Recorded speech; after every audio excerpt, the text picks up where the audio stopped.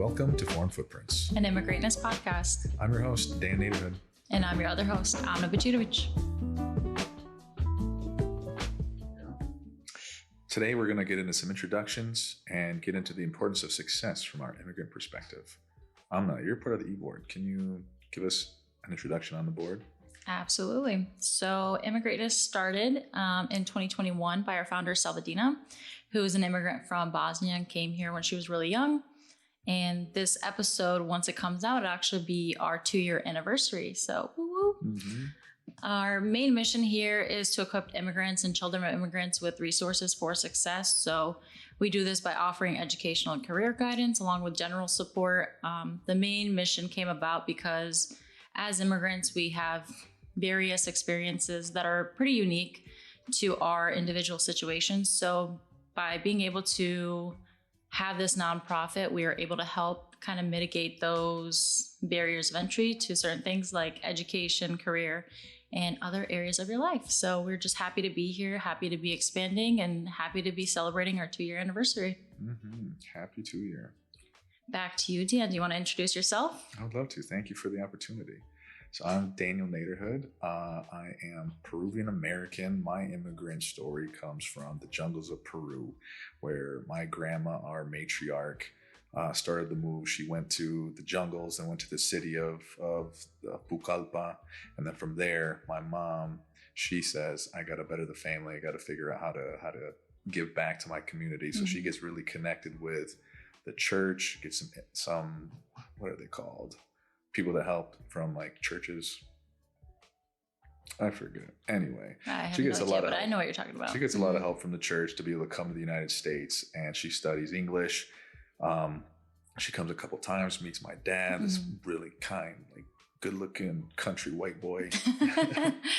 They get married, and then we go back to Peru for a couple years after I was born, and then make the next step to America, which is basically the land of dreams for at least my mom, for sure. It's the place that has tons of opportunity. It's safe, and you can build what you need to build for you and your family. So then I'm that next step. I see myself as the American dream in real form. We're here. I'm a first-generation engineer. All of our siblings were first-generation 4-year college students.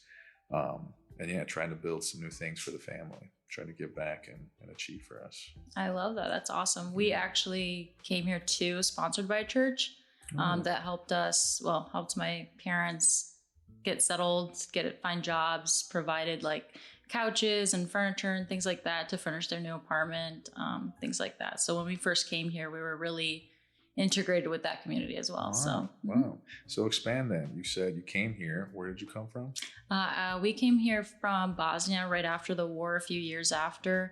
I was about 2 years old. I was just a week away from celebrating my second birthday. And we've been here ever since. Moved around a bunch of times throughout Grand Rapids.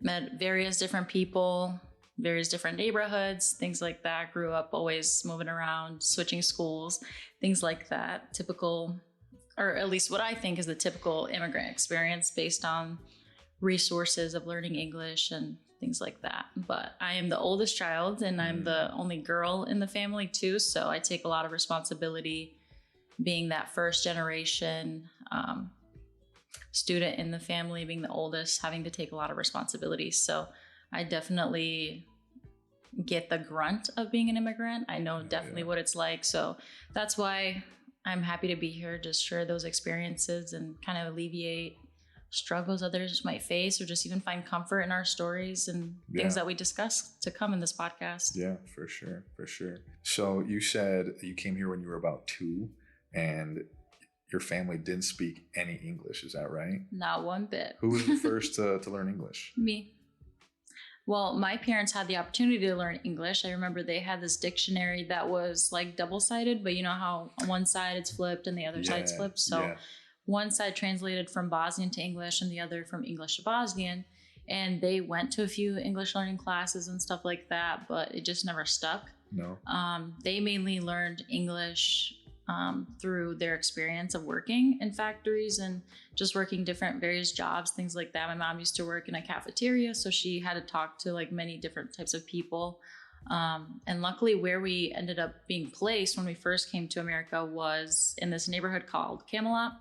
And there was a bunch of us, a bunch of Bosnians. So we had like this little Bosnian in that community. So we all kind of helped each other out. It was pretty easy to like navigate and get through without knowing little to no English. Yeah. But yeah, as time went on, they kind of learned mainly from their experience of working and at their job. And now, I mean, they can talk like, I mean, they can complete a sentence. So, I mean, that's something. It's better than nothing. Yeah. That's funny. Were you doing important translation work as a very young? Absolutely. Yeah. I was like in 5th grade impersonating my mom on Comcast, yelling at them like, why'd it go up? Like, are you guys crazy? And like, I literally just translating what my mom was saying to me. And then obviously when I got older, I realized like, you can't just, maybe I shouldn't translate everything she's saying. So yeah, I have a different approach. What would you call these people? Like, yeah, I had to like impersonate like my mom. That was like 40 years old at the time. Like this little girl. Were you changing your voice, or you're like trying to lower your voice? Oh yeah, absolutely. Yeah. And like I remember one time distinctly too. They're like, "Yeah, you're definitely not who you say you are." And I was like, "Yes, I am." A little high pitched voice. Yes, I am 40 years old. And... Yeah, but luckily, like it started to get a little bit more normalized once I grew up, and I could always just say like, I'm calling for so and so, and then I would get like my mom or my dad on the phone, and they would just give permission for them to talk to me. So it made it a little bit easier. But yeah, I mean, I still do it to this day, but now I get away with impersonating them. Yeah, that's funny. It sounds like that would have been the same experience for almost everybody that you grew up with then. Absolutely. Like if you were the oldest or if you were the only girl in the family, absolutely. Like you definitely took on more responsibilities, especially if your parents weren't equipped with resources to learn English and like fend for themselves in a sense. But yeah, I like translating from doctor visits to electric bills to calling Comcast on the phone to like dealing with insurance, all that sorts of stuff. So luckily, like as annoying as it was growing up to have to do all that stuff and how time consuming, I like learned a lot about life throughout that. So like I'm proud to say that like I know how to like write a check and you know, I know like financial things like that. So I guess it like had its disadvantages and its advantages. Right. You felt the stress and the struggle of having to grow so early, but then you're well equipped for adulthood because you've already been an adult for what, tons like of years. 5th grade. Yeah. It's like 5th grade. Yeah. But that's just the burden that we take on being an immigrant, you know, that different experience. Yeah. Did you ever abuse that power? Did you ever translate just a little bit differently so you would benefit as the daughter? Oh, absolutely. What are you talking about? Conferences? I was the golden child at school. I never did one bad thing. That's hilarious. Would you translate for your siblings then and be like, actually, they're terrible at school right now. They need a meeting today. That was just truth. That's what they said.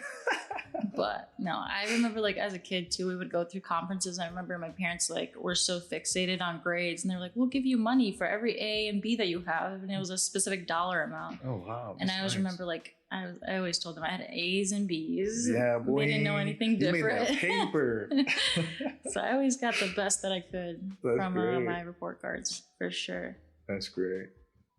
But the only downside to that is having those experiences and having other peers around you that don't have those experiences and then feeling different and feeling like, why am I wasting my childhood doing this? And my friends are doing this, something a lot more fun than having to like not participate in sports and not have to call Comcast and impersonate their mom, and their mom can just go to the doctor by herself and things like that. So there's always like that, like kind of like a double life. Like I feel like now it's maybe more acceptable to talk about those experiences, and obviously we're going to make it more acceptable through this podcast. Yeah.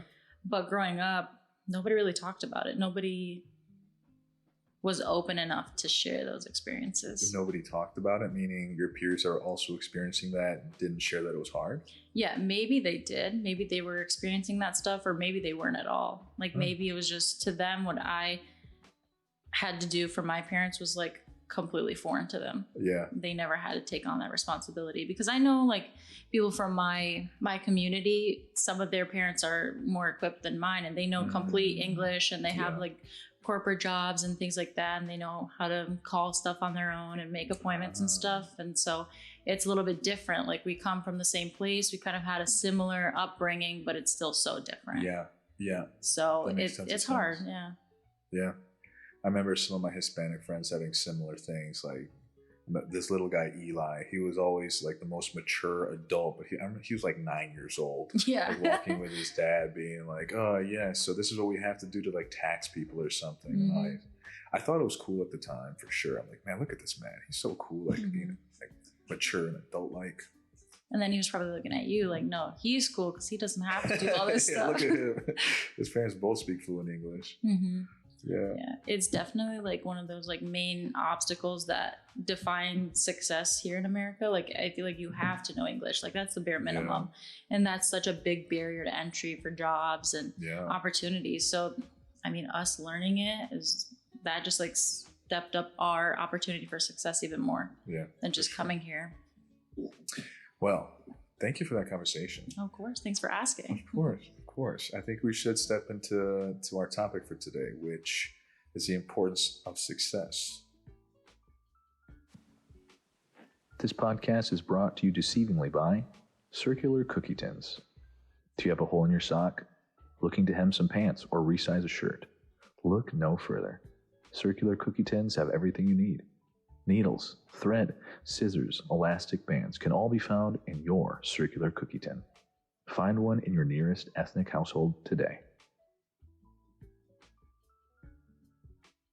So you mentioned that your family comes from Bosnia, and I know that was like a war-torn country, which is why you guys were forced to come to the United States.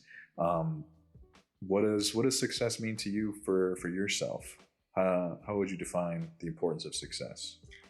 How I would define the importance of success is what it means to me. So for me, and I'm sure many immigrants can relate to this, is seeing the sacrifices our parents made. That's kind of what brings this in such big importance of success, is seeing where your parents came from. So for example, I remember I was also in 5th grade at the time, and we went back to Bosnia for the first time. And I remember seeing what the cities looked like and how the country just looked overall, and how people were living. And I just imagined my life if I didn't come to America and didn't have the life that I had and the opportunities that I had.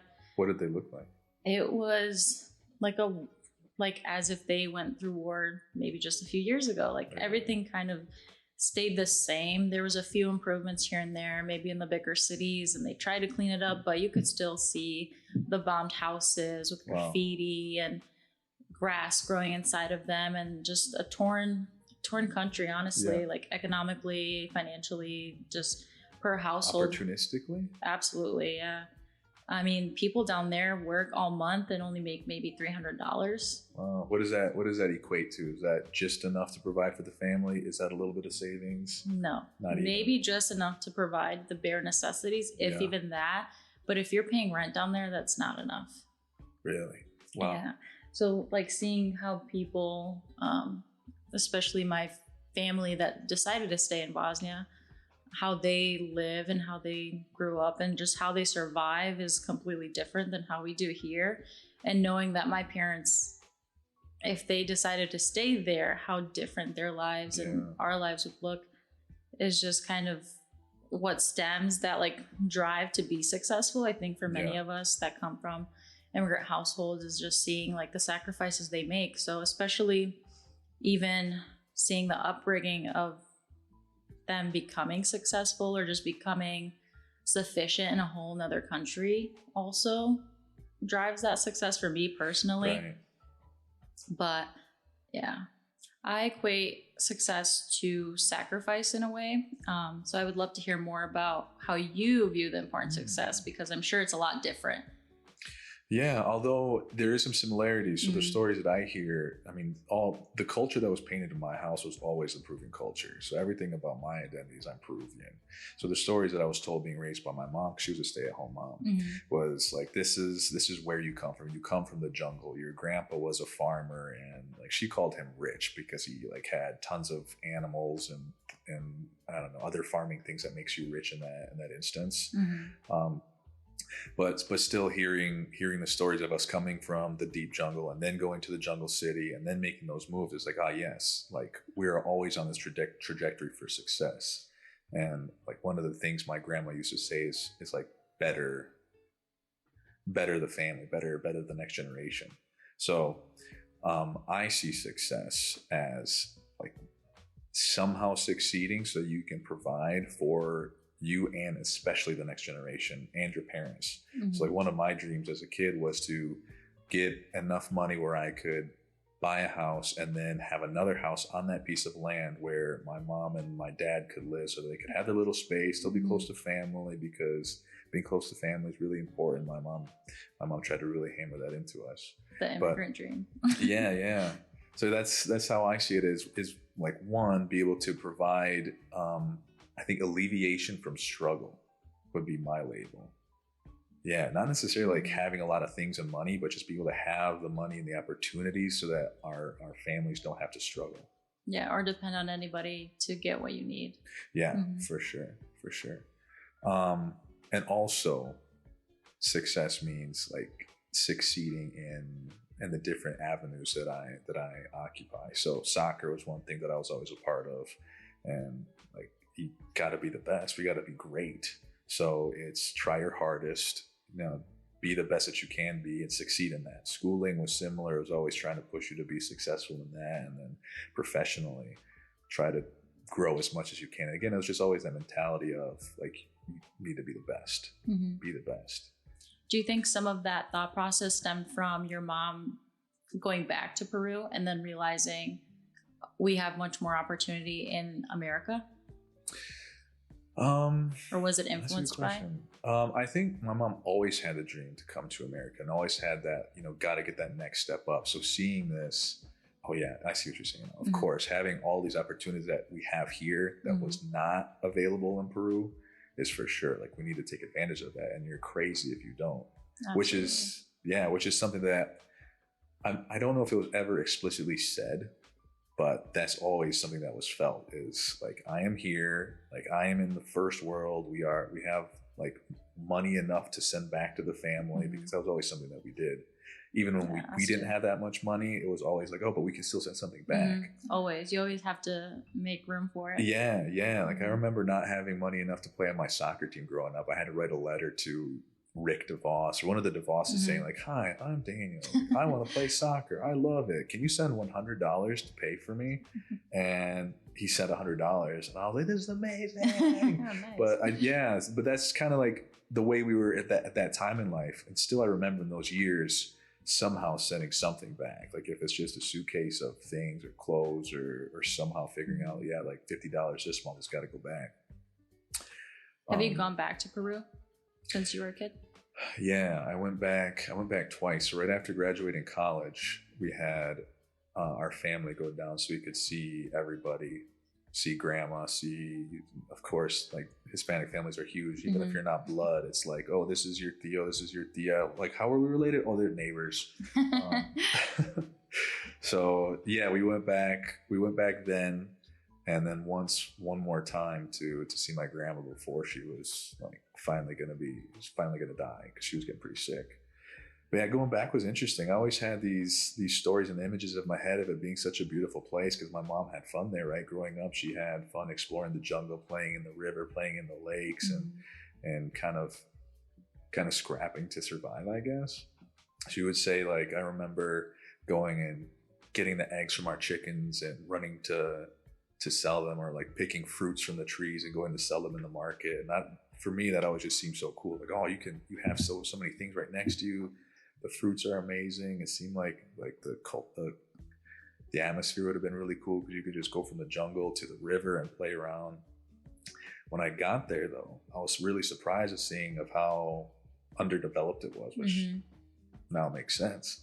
And everybody kind of felt like they're out for themselves in a way, trying to strive to succeed. I'm like, Mom, this kind of is not that nice of a place. And she's like, yeah, why do you think I left?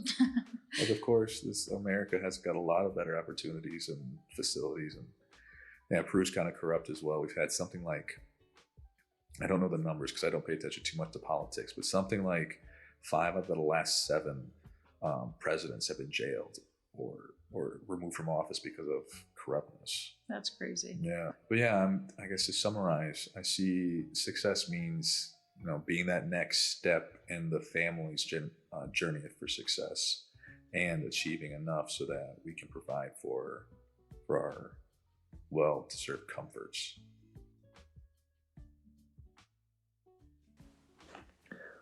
This podcast is healthily brought to you by Vapor Rub. Any ailment ever afflict your body, leaving you unable to achieve your daily tasks? Vapor Rub goes great on your chest, in your nose, on your feet. Congested chest? Vapor Rub. Tummy hurt? Vapor Rub. Broken bone? You guessed it, Vapor Rub. Get it from your mom's medicine cabinet today. Well, I feel like we've talked a lot about success. I think we should talk about the flip side. What's your relationship to failure? It's funny you asked that because the real question is, are we even allowed to fail as immigrants? I feel like growing up, I just never was able to visibly fail. Like, for example, if my parents asked me something, what it was or how to do something and I didn't know, How do you not know? So it's like I always had to figure it out. Like, it was never an opportunity for me to fail. So now that I'm thinking about your question, I'm thinking, is that why I view failure as an internal thing, like an internal battle, where I will literally spiral and go into this whole synopsis of like negative talk and go through the whole basically grieving process of failure, and then I'll transition it into motivation.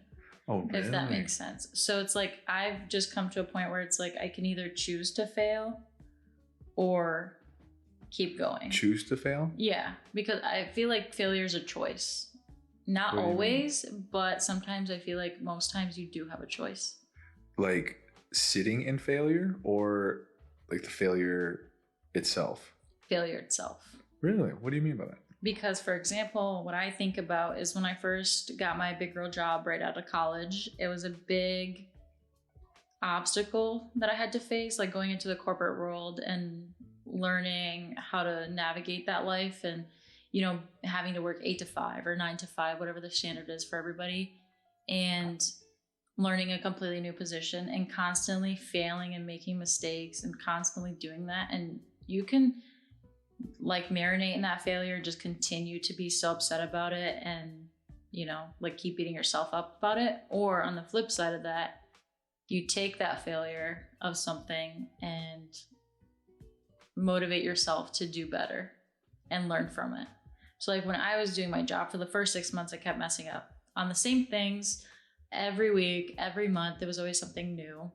And then I would tell myself dang, I really suck. But then what's my choice? Give up and fail or try again? Right. And that's how it was with everything. So when my parents asked me about something or I had to navigate college process and FAFSA, I don't know how to do FAFSA. I don't know how to apply to colleges or find scholarships, but is my only option to just give up and fail because I don't know how to do it, or figure it out, maybe fail along the way, which I did many of times. I messed up FAFSA a few times, applied too late, applied to scholarships that I never got. But in the end, I didn't give up and I still ended up doing what I wanted to do. Yeah. But the choice would have been to fail and just give up in that moment. Yeah. I like what you're saying about failing along the way as well. Those can feel like failures. And like you're saying, I have some negative self-talk as well. That's man, you should have known this. You should be better. You should. And those definitely have the feelings of failure. Although, like you said, if you choose to then just step back and say, I'm done, then you failed. But if you can pick yourself up again, be that phoenix rising from the ashes, then you can come into your areas of success. Yeah, and I don't know if you can relate to this, but I definitely can, where you always have someone counting on you, or so many people counting on you to do something. And if you don't do it, then it does become a failure on you, and then also on that person that was depending on you to do something. So like, for example, going to doctor's visits and stuff like that for my parents, and I had to translate, or even something as simple as paying my parents' bills on time. Yeah. Like if I failed to do those things, then that would negatively affect them. And then on the flip side, it would be a failure for both of us. Yeah. So like living with that burden of like, dang, I failed for myself, but then I also didn't show up for the people that were relying on me. Right. So that's like a double whammy failure. Yeah. Yeah. I always felt it as well. Like I could fail by myself. That's fine. But if I let other people down, it's like, dang, there's that whirlwind of negative self-talk. Feels way worse. And I always think about like when I do fail at something, it's like, what if I just like, I do give up right now? And I feel like, what would I tell other people? Yeah. Like, oh, I just decided to give up and fail because this happened. Right. You can't do that. No. What do you mean? No. So I feel like it's just like, maybe everybody can relate to this. Maybe they can't. But I feel like coming from an immigrant household and that struggle and the sacrifices our parents made, like if they didn't, maybe my view on failure would be different. But like they failed so many times up until they got to this point, and they continue to fail each and every day and learn from that. But they still persevered and, you know, made a life for ourselves here. Like they made plenty of mistakes throughout their experience here in America, and they continue to do so just because they lack resources or lack the knowledge to figure it out. But eventually they figure it out. And that put me and my brother through high school and got me through college, got me my first corporate job. My brother's going through college, learning from those same mistakes and failures and learning along the way. So it's like when I associate failure, it's a lot about you can either give up because of this failure, or you can learn from it and grow from it. Yeah. And I'm sure you can relate to that. Yeah, for sure. I definitely resonated with you when you talked about like the small instances of feeling failure where your parents are like, you don't know this? You should know this. Like the smallest thing. I'm sure you can relate and other people can relate. I remember doing some math homework, and this was really young. So it's like, pick the one that's closest to like $4. And there was one that was $3.99, and the other ones were like $4, and whatever. And I'm like, I don't know. I can't figure this out. And my mom just started to raise her voice louder and louder and louder. Is like, which one's closer? Which one's close? I'm like, I don't know. Like, you should know this. Like, but I don't. Like, that doesn't help. Yeah, definitely like that motivation factor from them. They just expect us to know everything. Yeah. Just be good at it. Yeah. My mom used to say, like, my grandma was a super genius. She always used that term. Like, she was a super genius, and like say one thing once and she learned it and she expected me to know it, which then got passed down to us of like, we said it once, you should know these things already. I told you, therefore you should know everything that I knew. Like, I don't know if learning works that way. At least for me, that's what I've learned recently. Like, I need to have at least 3 attempts at something. First one is basically playing around, trying to figure out what is this thing. And yeah, I try not to define that as failure anymore. It used to feel like it, where I try a new thing and I always thought I should be successful right away. I need to be good right away. And I can't let people see me if I'm not good right away. That's a big thing that I'm realizing and trying to overcome recently, is like that hurdle of like being okay with failure showing out to other people, and like people being aware of it, I guess. Being aware of it? Yeah. And like knowing like, just because I do something once doesn't mean I'm going to be successful right away. Right. And that's not realistic.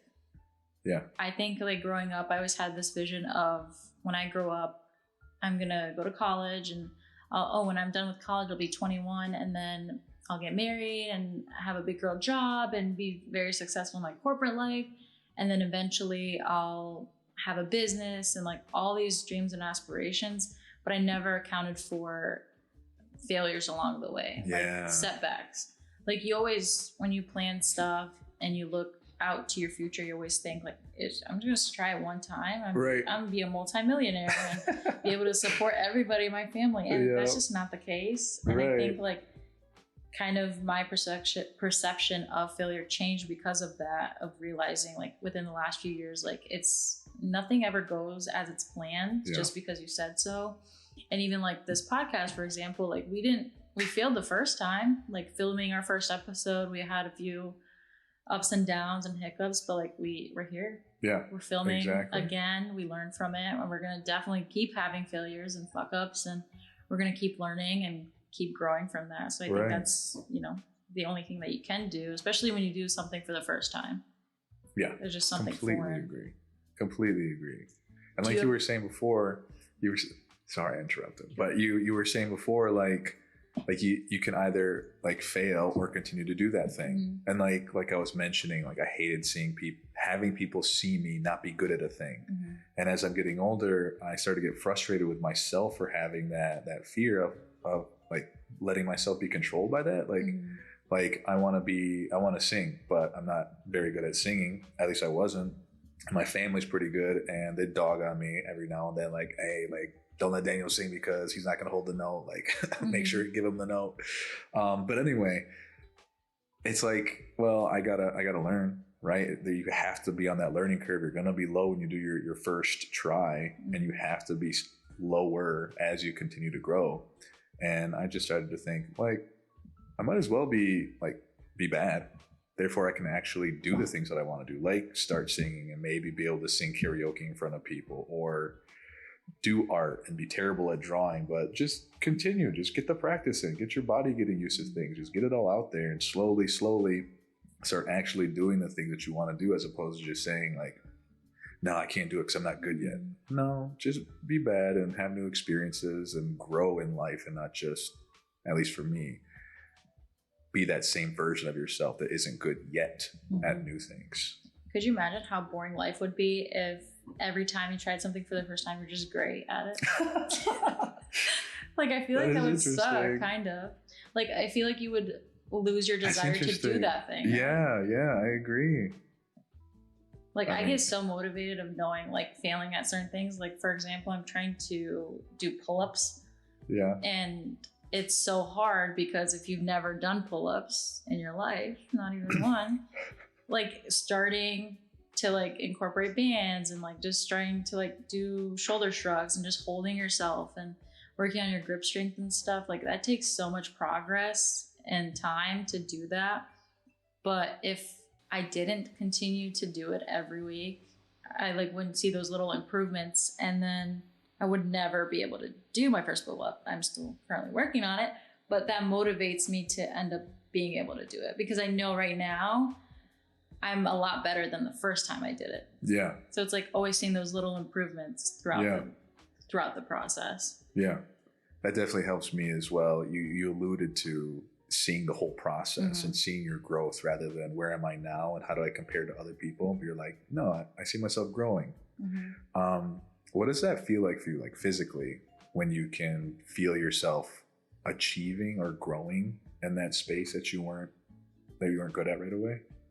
I feel whole. Like, I don't know. Wow, I don't know sounds how. Amazing. Yeah, I don't know how to explain the feeling, but there's just something inside of you that lights up because you did achieve something or you had a mini win. Yeah. That just sets up the rest of your day to put a smile on your face and maybe smile at strangers and just go up against your day with like your head held high. Yes. And just feel proud, knowing like internally that you completed something that you're proud of. Yeah. I feel like you're more proud to just continue on.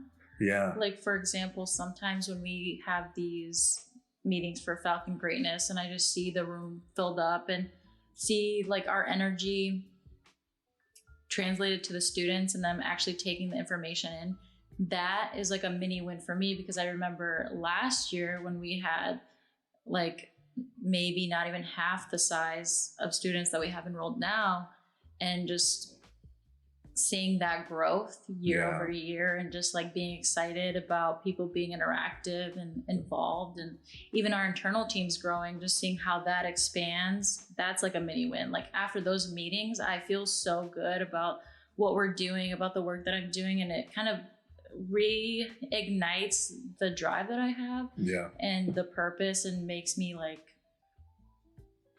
find comfort in that I'm on the right path. Yeah. If that makes sense. It makes tons of sense. I have something similar, but before I say that, I got to go back to really define my relationship to failure, at least for what it was growing up, which was not a very good one. Basically, if I saw myself as failing, then I wasn't valuable as a person, which would translate then to wanting to hide myself and not let people see me be bad at something because I wasn't valuable. Or not even try. Right. Or not even try. I did that a lot too, because I was shy growing up. So I just rather not try than fail. Yeah. Yeah. And now after therapy, because I need to say that out loud because I think therapy is fantastic. I need a therapist. Yeah. I love my boy, Kevin. He's dope as hell. Helps me see myself and grow and be a better human. Anyway, I like getting a better definition than a failure, which I define it now as just your growth curve. Like you have to be bad, be part of that learning curve, giving myself grace of being bad. And I say that to myself, you're going to be bad and that's okay. So be bad for a few iterations, a few repetitions, and then you're going to get better. And as I start to grow, then being bad, and then getting repetition, getting a little bit better, and then I get to these places where I feel like I've had some success. Ooh boy, like I get this mad rush in my body. I'm a physical person. Like I need to express myself physically, so I might even need to dance for a second. I'm like, oh, hold on a second, shake my shoulders, throw it down, because I just had a mini success and I feel like a champion. Like I'm the greatest thing on the face of the earth. And then I gotta let that flow through my body for a little bit, and then I look around like, people, did anybody see that? You see how dope I am at this menial task that I am now able to do? But yeah, it really lifts your spirits up. Yeah. Just like this podcast did on this gloomy day today. I'm so glad our conversation went so well about our experiences, and I'm excited to keep having mini wins. Yeah. I love their conversation as well. I agree. Let's keep celebrating our mini wins, and like this first episode. Thanks for tuning in to this week's episode of Foreign Footprints. We'll see you in the next episode. Continue on your path to growth and greatness.